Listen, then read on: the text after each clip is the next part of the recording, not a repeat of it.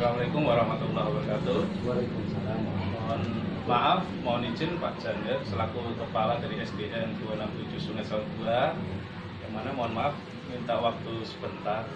Saya ada kegiatan nih untuk interview wawancara dengan kepala sekolah, yang mana kepala sekolah adalah sebagai seorang pemimpin.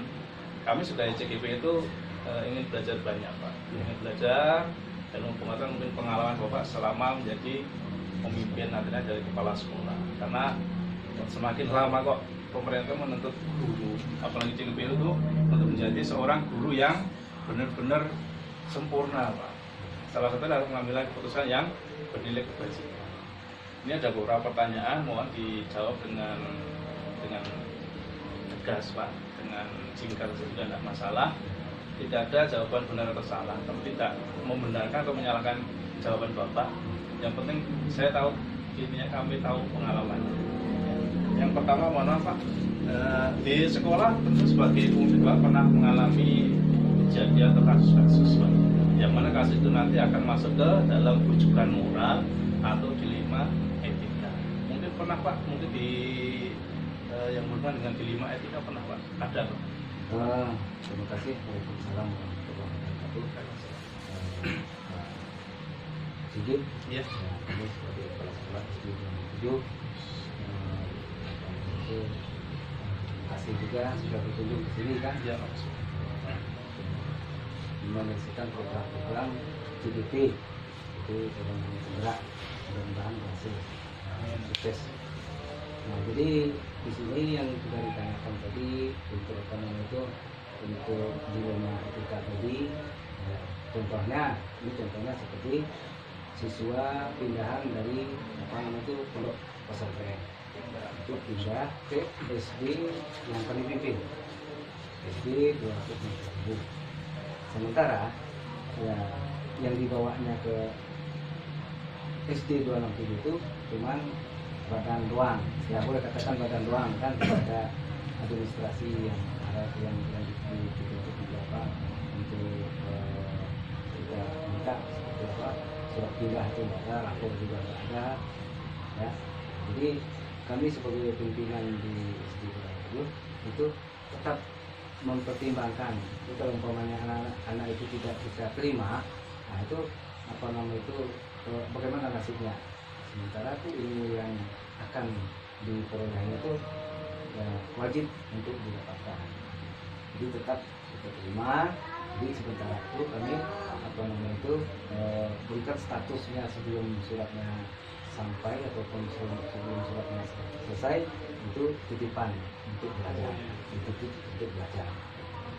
Nah kemudian masalah rujukan apa namanya itu contoh rujukan moral tadi. Ya, seperti yang kita sampaikan tadi bahwa di dalam apa namanya itu satuan pendidikan ya, seperti kita kan punya adalah dana pendidikan itu adalah BOS, dana bantuan pelaksana sekolah. Jadi apa namanya itu kami mengelola dana tersebut itu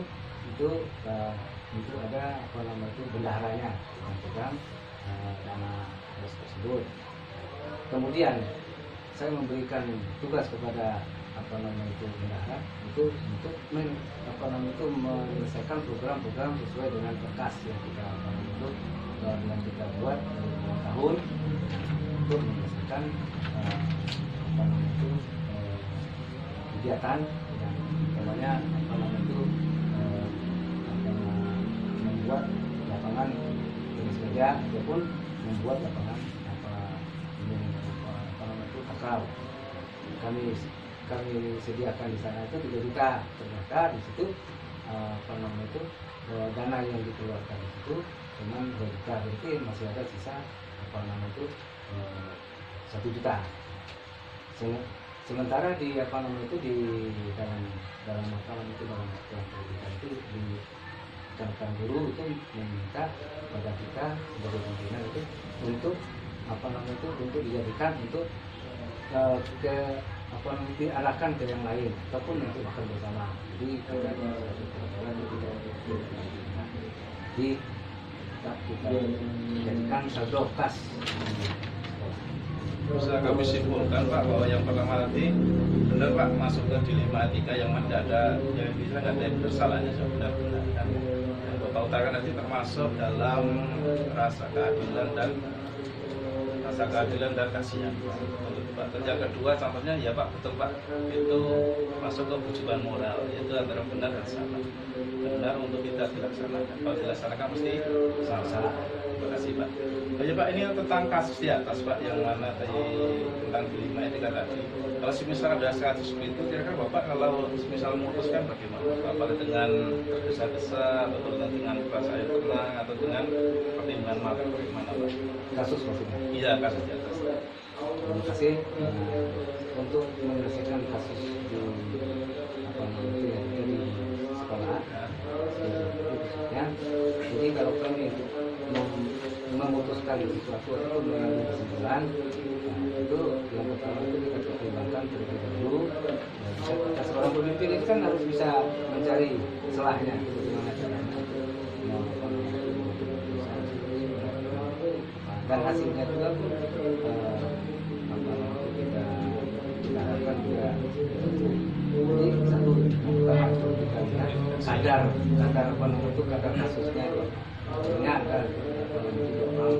ataupun kelompok A anak dengan kelompok B ya apa namanya itu geng-geng misalnya itu kan jadi kita selesaikan kita lihat situasinya umpamanya kita ambil keputusannya mungkin bisa dari itu kemudian mungkin bisa kita apa namanya itu kita ambil keputusannya itu beberapa hari setelah kejadian tersebut dan itu juga kita sebagai pimpinan ini juga tidak bisa mengambil keputusan sendiri tetap juga kita untuk melibatkan guru yang ada di itu terutama itu adalah guru senior guru yang bisa diajak untuk berbicara ataupun menyelesaikan kasus-kasus yang terjadi di ya, sebenarnya itu yang mau saya tanyakan Pak berarti bagaimana langkah-langkahnya kan ternyata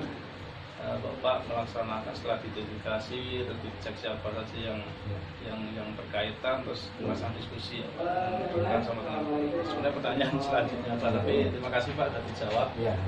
Ini selanjutnya Pak dalam pengambilan keputusan dilema tadi yang dimana siswa dari pondokan masuk tanpa ada surat mutasi dan Bapak terima itu sebagai siswa titipan pasti kan ada tantangan atau semisal hal yang mungkin ada yang tidak suka atau gimana Pak? Mungkin ada Pak tantangannya Pak? Atau mungkin ada yang tidak suka Pak? Nah maksudnya itu tantangan yang tidak suka seperti apa? Tantangan yang ada di sekolah itu, ya itu tetap kita apa namanya itu kita kasih pengertian.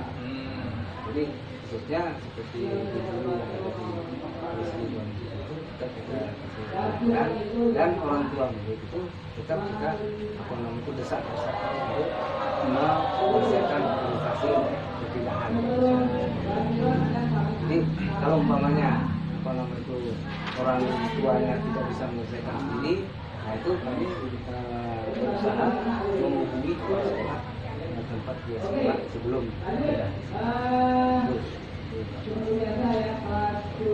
sini. Itu kan tantangan. Berarti Bapak setelah melaksanakan diskusi dulu dengan yang terkait, misal ada tantangan berarti yang paling besar kan dari lingkup sekolah. Lingkup sekolah ya. Karena mempertanyakan mungkin belum ada surat mutasinya. Dengan diskusi dapat selesaikan. Terima kasih Pak. Terus selanjutnya Pak, semisal kasus seperti itu Pak, jadi mohon maaf tentang anak-anak masuk tidak menggunakan surat mutasi sebagai siswa titipan, waktu memutuskan itu apakah Bapak langsung memutuskan atau mungkin ada jeda waktunya Pak? Untuk kasus perpindahan seperti yang dibicarakan tadi itu ada juga.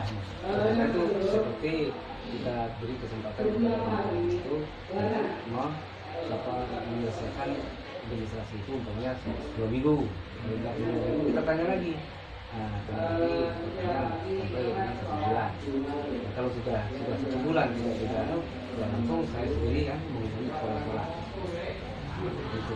dalam kesepakatannya. Nah, kesepakatan jadi Nanti ada tantangannya, ada jeda waktu dalam mengambil keputusan. Kira-kira apa yang mendasari Bapak menjadi kekuatan Bapak untuk memutuskan? Mungkin ada rekan atau mungkin ada yang rekan di luar atau di dalam sekolah yang mungkin mempengaruhi keputusan Bapak atau membantu Bapak untuk memutuskan. nah kalau khususnya di apa namanya itu di SD 27 itu insya Allah apa namanya itu mengikuti semua apa yang sudah diputuskan bersama. Nanti kita juga bisa diskusi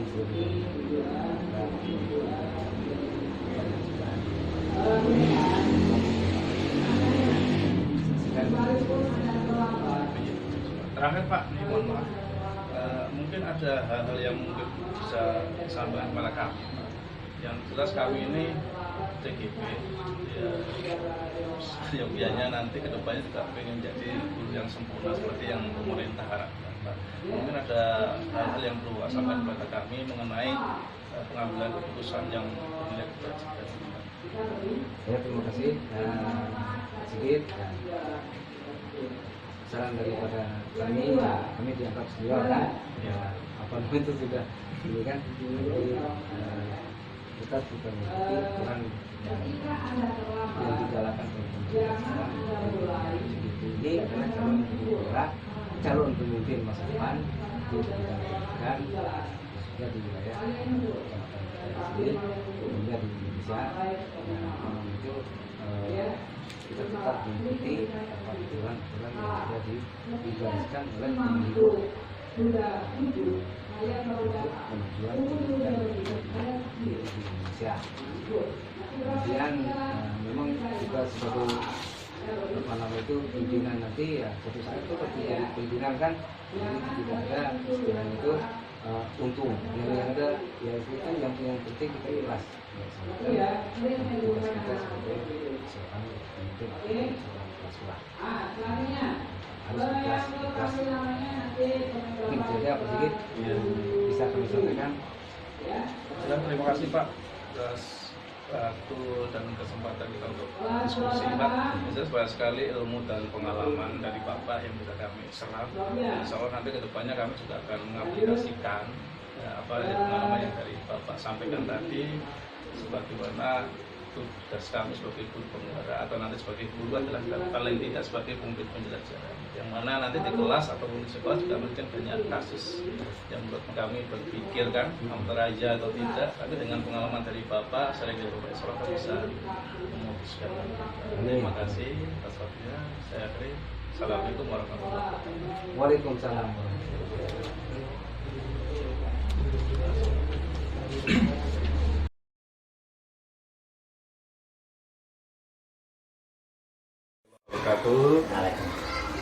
Izin siang Pak. Mohon maaf saya Pak CGP Merangin. Ini mohon maaf Pak, masalah sebentar Pak Sudijur selaku Kepala SD Negeri 24 salah satu dan sudah lama menjadi pemimpin sekolah. Jadi banyak sekali mungkin pengalaman dalam pengambilan keputusan, terutamanya berbasis. Ini saya mau menimba ilmu Pak dengan melakukan wawancara beberapa pertanyaan. Ya silakan berarti Bapak jawab. Ya jelas jawaban Bapak itu ya benar salah. Dan jelas nanti untuk kedepannya bisa saya pakai untuk memutuskan soal saya dan kelas saya Pak. Yang pertama mohon maaf Pak, di sekolah kan banyak sekali kasus ya. Karena ada mungkin antara dilema etika dan juga moral. Itu yang ada semua atau cuma berapa ya? Kalau permasalahan dalam pengambilan keputusan kami yang pertama sekali tidak semata-mata dengan sendirinya langsung begitu saja, semuanya harus melalui musyawarah. Dan setelah kita timbang-timbang mana yang kira-kira itu untuk kemaslahatan, baru kita ambil keputusan. Semuanya berdasarkan musyawarah. karena ada dilema dalam penanggulangan keputusan. Mungkin di sisi lain mungkin ada keadilan yang berdasarkan peraturan, di sisi lain mungkin ada rasa belas kasihannya atau pernah mungkin. Kalau hal seperti itu sering kita alami juga. Tetapi semuanya itu kan kita harus berpatokan untuk kebersamaan, untuk kepentingan umum, bukan meminta di salah satu pihak. Jadi kita berpikir tempat yang posisi kita yang untuk kepentingan umum. Berarti kalau tadi kan dalam memutuskan ada diskusi, berarti sudah dianalisis permasalahannya, terus didiskusikan, dan sebelumnya diputuskan. Iya. Setelah putusan itu pernah nggak Bapak mikir ulang kira-kira keputusan itu gimana ya? Apakah benar atau enggak ya? Apakah pas atau enggak? Pernah nggak mungkin Bapak? Kalau hal seperti itu manusiawi, tetapi kalau sudah kita ini seorang pimpinan kan seperti bahasa yang sebagai anutan. Jadi kalau sudah diputuskan, ya itulah keputusan bersama. Meskipun itu pahit ataupun manis, itulah namanya keputusan. Harus kita tegakkan apapun resiko. Dalam hal putusan mungkin ada tantangan Pak ini, atau rintangannya Banyak sekali karena yang kita pimpin ini kan bukan 1-2 orang, banyak orang. Tentunya kan mempunyai pemikiran-pemikiran yang berbeda dari kita, tetapi kesemuanya itu kan kita luruskan, kita kasih masukan. Inilah yang terbaik untuk kita bersama. selain tantangan mesti kan ada yang misalnya faktor pendukung. Kalau mungkin kan faktor pendukungnya mungkin faktornya diskusi. Kira-kira ada nggak orang atau mungkin kelompok yang mendukung Bapak dalam pengambilan keputusan? Selagi keputusan itu untuk kebaikan, tentu namanya orang kan pasti ada yang mendukung, karena dia paham apa yang diputuskan dari seorang pimpinan. Sama dua lagi Pak, dua terakhir, misal ada kasus Pak, sedangkan itu waktu ada juga yang langsung, atau mungkin Bapak langsung memutuskan atau kadang juga butuh waktu untuk memutuskan. Dalam memutuskan sesuatu itu tergantung pada situasi. Seandainya situasi itu memang harus diputuskan sesegera mungkin, kita putuskan. Tetapi kita semuanya itu kan berdasarkan kita kan punya rekan kerja, jadi semuanya kita sama-sama ikut ambil di dalam keputusan itu. Nah, terakhir Pak, ini maaf, kami kan CGP ini katanya jadikan tolak ukur kan, berarti nanti kita akan jadi salah satu pemimpin minimal ini pelajaran di kelas kita. Karena nanti mungkin di kelas kami tidak ada permasalahan. Mungkin Bapak punya saran Bapak. Untuk bapak-bapak ini CGP di dalam pengambilan keputusan itu harus kita matang-matang, harus kita pikirkan supaya di kemudian hari tidak terjadi hal-hal yang tidak kita inginkan. Bahasa kita ini sudah selesai di luar berkembang. Jadi kalau bisa keputusan itu kalau bisa memang harus kan gitu. Itu harus benar-benar matang untuk kepentingan kita bersama. Terima kasih Pak. Mungkin itu saja ya Pak. Saya utarakan Pak. Ya, jelas informasi pengalaman dari Bapak sangat berguna bagi saya. Dibagi nanti kita rekam guru yang lainnya rekan saya. Yang mana nanti pengalaman dari Bapak kami bagi Pak Kepala saya untuk memutuskan tidak ada suatu terima kasih. Sebab itu mohon maaf nanti ya Pak. Assalamualaikum warahmatullahi wabarakatuh.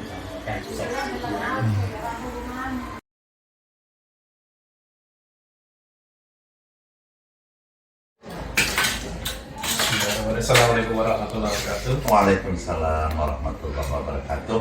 Terima kasih Bapak, Pak Bizar, Kepala Sekolah dari kami, CPTP 14 Merangin. Ini mohon maaf mengganggu waktunya. Pagi ini kami mau wawancara tentang kepemimpinan, dalam arti kepemimpinan yang berbasis tentang kebajikan.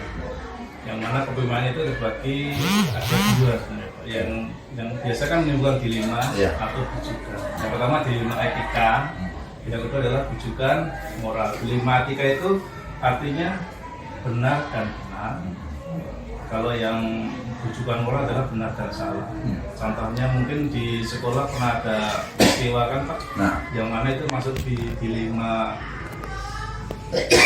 etika. Contohnya itu antara individu lawan masyarakat, keadilan sama kasihan, kesetiaan sama kebenaran, dan jangka pendek dan jangka lama.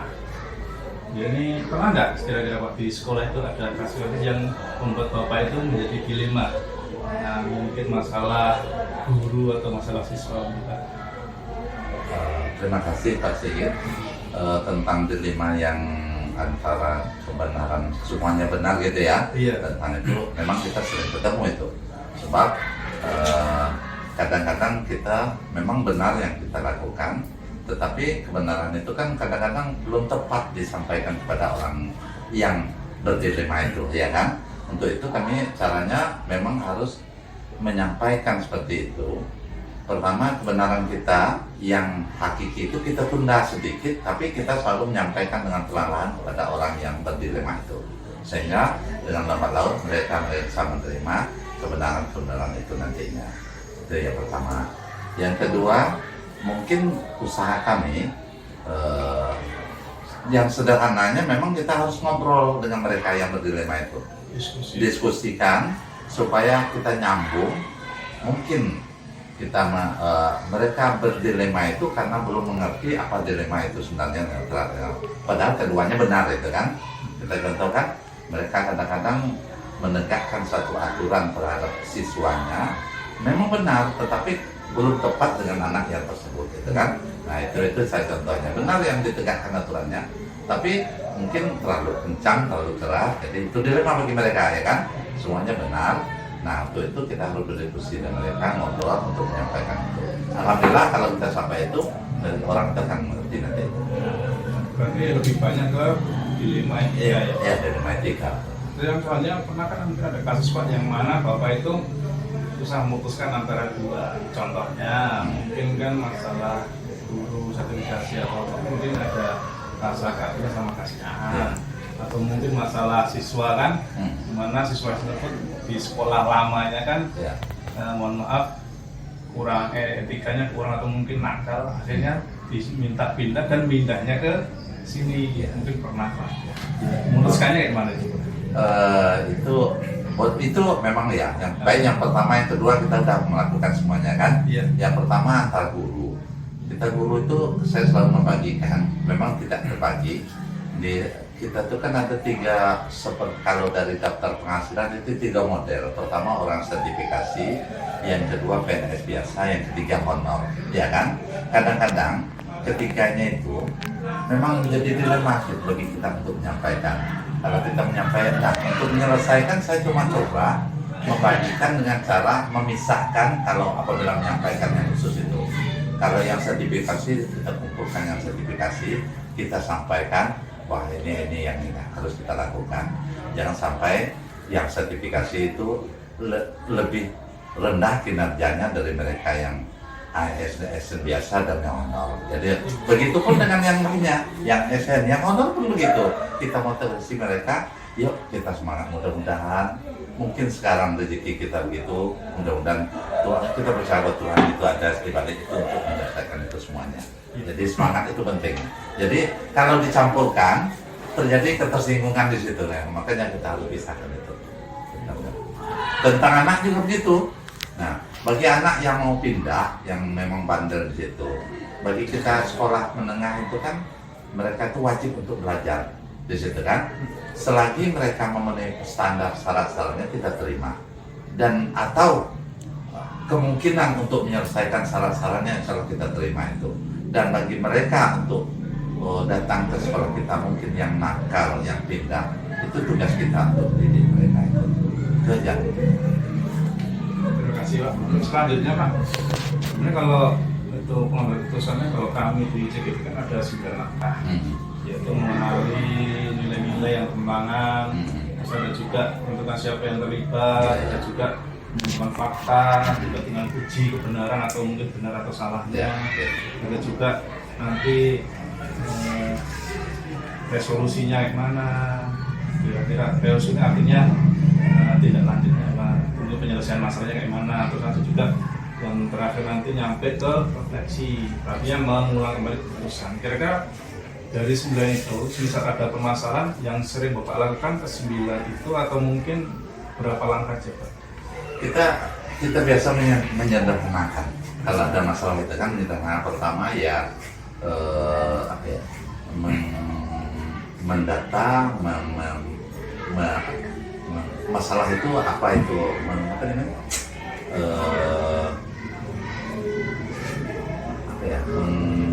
menjelaskan atau memberi keterangan tentang masalah itu apa pertama. Yang kedua, masalah itu dengan siapa harus kita putus, kita selesaikan. Kita lebih baik, kadang-kadang keputusan bersama itu sebaik-baik keputusan sendiri jauh lebih baik yang buruk keputusan bersama itu. Jadi kita kadang-kadang mengajak teman yang berkompeten di sana untuk memutuskan atau berdiskusi untuk memutuskan itu. Jadi saya ngajak ya berdiskusi untuk memutuskan itu ngajak, bukan tapi mengada langkah-langkah, berarti tidak langsung memutuskan tapi mengada langkah-langkah saja. Ya, selanjutnya kira-kira hal apa aja yang selama ini Bapak anggap dalam pengambilan keputusan? Mungkin apakah langsung seperti tadi, apakah ada langkah-langkahnya, apakah langsung diputuskan, atau mungkin dalam langkah itu harus ada diskusi dengan yang lain? Langkah-langkah sebenarnya kalau dalam kebenaran itu sebenarnya bagi kita guru siapapun pasti sama, ya kan? Sesuatu yang benar tetap benar itu kan. Cuma kadang bagi kita itu ada yang terbawa emosi dan egonya untuk mengatakan benar. Nah, untuk itu saya selalu mengajak saya mengajak orang-orang yang dekat dan orang yang memang berkompeten untuk mengambil keputusan itu untuk berdiskusi. Bahkan orang yang berdilema itu pun kita ajak berdiskusi untuk memutuskan itu. Jadi bagi mereka apabila kita selesai nanti bukan selesai dari satu pihak, tapi semuanya kita menyenangi itu. Persoalan itu selesai semuanya. Kira-kira ada tantangan nggak? Tantangan atau mungkin kendala waktu itu mengambil keputusan itu Pak? Wah, ada. Tantangannya ini. Itu tadi. Kita bagi saya itu menganggap semua guru-guru, bapak-bapak, ibu guru TU itu ada orang yang sejawat dengan saya. Tantangannya itu. Jadi bagi saya itu kadang-kadang mau untuk memutuskan yang rasanya ego untuk mereka tersinggung itu agak berat saya memutuskan. Makanya saya harus berdiskusi dengan mereka untuk menyampaikan dengan cara baik-baik. Jadi tidak mau saya kata Bapak langsung melanggar ini, saya tidak mau gitu, ya kan? Jadi saya katakan saya ajak ini dulu, ini harusnya begini, ya kan? Ya harus hati-hati. Jadi untuk menjaga sejawatnya itu sebenarnya untuk kalau tidak menjaga mudah, karena kita kepala sekolah punya kebijakan yang memang harus punya hak di situ, ya kan? Tapi saya tidak mau menggunakan itu belum saya gunakan. Alhamdulillah tidak pernah saya gunakan itu, saya belum diskusi. Terus misalnya ada permasalahan, kadang ada permasalahan yang mana permasalahan itu saat itu juga harus diputuskan mungkin kan Pak, atau mungkin ada juga yang masih bisa dilakukan. Pernah ada kasus seperti itu? Pernah. Itu sebenarnya kalau karena panjangnya itu pernah. Yang harus diputuskan hari itu, memang saya putuskan hari itu. Tetapi, nah keputusan itu besok saya akan berdiskusi menyampaikan bahwa saya dengan terpaksa memutuskan hari itu. Dan ya refleksinya kita sampaikan kepada orang yang kompeten di situ. Saya sampaikan dengan baik-baik. Saya minta maaf bahwa kemarin itu saya harus memutuskan itu, ya kan? Nah, karena tidak bisa ditunda. Alhamdulillah kalau diterima, insya Allah diterima kalau putusan kita itu memang tidak memihak pada suatu pihak itu. Cuma saya balik ke contoh tadi ya Pak. Kalau semisal kemarin ada contoh anak yang katakanlah dari sekolah asal itu dalam tanda kutip dijelekan, akhirnya suruh pindah kan, akhirnya pindah ke sekolah Bapak. Ya. Itu kan berarti ada dua dilema itu antara keadilan, karena keadilan anak apa? Anak itu dimanapun dia mau sekolah kan harus diterima. Ya. Sama yang satunya itu kalau dia terima, kira-kira bermasalah nggak di sini? Saya pernah seperti itu kan Pak. Tenang. Nah, kira-kira ada nggak yang mempermudah jalan Bapak untuk mengambil keputusan untuk menerima anak tersebut? Pertama, kepindahan mereka apabila memenuhi syarat dan prosedurnya, alhamdulillah kita terima. Ya mungkin yang jadi problem bagi Bapak Ibu guru dan bagi kita semua yang di sekolah itu karena kita tahu bahwa mereka bermasalah di sekolah asalnya. Itu yang jadi problem. Nah, untuk menyelesaikan problem itu, sebenarnya waktu pindah itu kita mengajak orang tuanya untuk datang ke sekolah, berdiskusi dengan orang tuanya dan membuat syarat-syarat untuk mereka untuk membina anaknya secara bersama-sama dengan orang tua, bahkan komite kita ajak. Jadi kita bersama-sama untuk membina anak itu untuk lebih baik di sekolah maupun di luarnya dengan syarat-syarat yang kita putuskan bersama itu nanti. Berarti intinya untuk yang salah satu yang mempermudah langkah Bapak untuk menerima anak tersebut atau menyelesaikan kasus berarti salah satunya hubungan dengan orang tua ya, penting. Ya. Ya, dan terakhir Pak, ini mohon maaf, kita udah ngobrol panjang lebar tentang kepemimpinan, keputusan Bapak kan, misal ada suatu peristiwa kan yang berhubungan dengan kepercayaan. Ini mohon maaf, kira-kira hal apa yang bisa Bapak sampaikan kepada kami? Kami kan saya CGP kan seenggaknya nanti sebagai calon pemimpin pembelajaran Pak. Jadi suatu ketika nanti misal ada kasus minimal di kelas kami kan kami bisa memutuskan hal yang baik. Mungkin ada yang bisa Bapak sampaikan kepada kami. Oke, mungkin yang pendek aja yang sampaikan. Sebenarnya kebaikan itu semua orang tahu bahwa itu baik. Cuma kadang-kadang untuk melakukan dan menyampaikan itu butuh keberanian. Nah, keberanian itu memang kalau kita tahu baik, kita harus berani untuk melakukan itu. Sekalipun kita orang lain tidak melakukan itu. Jadi kita harus berani itu. Selagi kebaikan itu tidak menyinggung orang lain dan membuat kebaikan untuk orang lain. Kebaikan itu. Jadi kita harus berani melakukan kebaikan. Apalagi CGP itu kan suatu terobosan yang beda dari yang lain, ya kan? Kita harus punya keberanian itu aja. Terima kasih ya Pak. Ya. Ini wawancara ini memang sangat penting sekali bagi kami kan. Kami dari CGP belum jadi guru penggerak, tapi nantinya suatu pengalaman yang Bapak sampaikan kepada kami, yang sharing kepada kami ini akan sangat berguna bagi kami, yang nantinya mesti suatu ketika nanti juga akan menimbulkan dilema kita dalam pengambilan keputusan kami. Jadi terima kasih atas waktu yang diberikan oleh Bapak dan semoga nanti bisa kami terapkan dalam itu. Terima kasih. Semoga sukses. Ya kan? Silakan. Alhamdulillah.